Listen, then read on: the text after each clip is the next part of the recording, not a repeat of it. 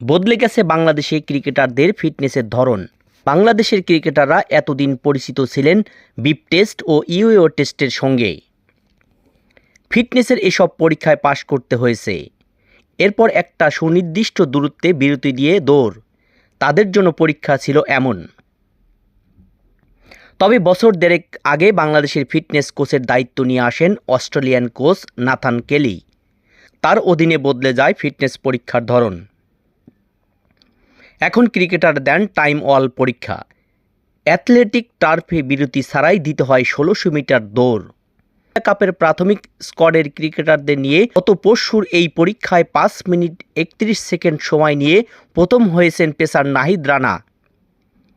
কেলির এই পরীক্ষার ধরন নিয়ে জানতে চাইলে কেলি সাংবাদিকদের জানান, আমি টাইম ওয়াল ব্যবহার করি কারণ এই পরীক্ষা নেওয়া সহজ।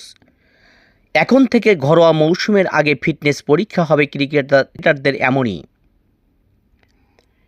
আগামী মাসেই শুরু হচ্ছে এশিয়া কাপ টি-20-র জমজমাট আসর। এশিয়া কাপে এবার বাংলাদেশের গ্রুপে রয়েছে আফগানিস্তান, শ্রীলঙ্কা ও হংকং। এছাড়া এই গ্রুপে আছে শক্তিশালী ভারত ও পাকিস্তান।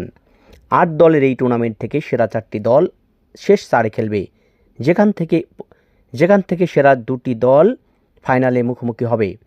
মাত্র কয়েকদিন আগে ঘরের মাঠে পাকিস্তানের বিপক্ষে ২-১ ব্যবধানে টি-20 সিরিজ জয় এবং এর আগে শ্রীলঙ্কার বিপক্ষে 3 ম্যাচ টি-20 সিরিজে ২-১ ব্যবধানে জিতেছে বাংলাদেশ।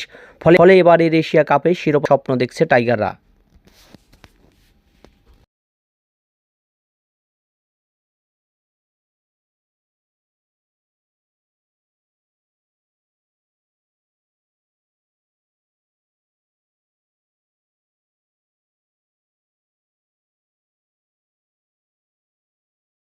সব মিলে লিটন কুমার দাসের এই দলকে নিয়ে স্বপ্ন দেখছে বাংলাদেশ।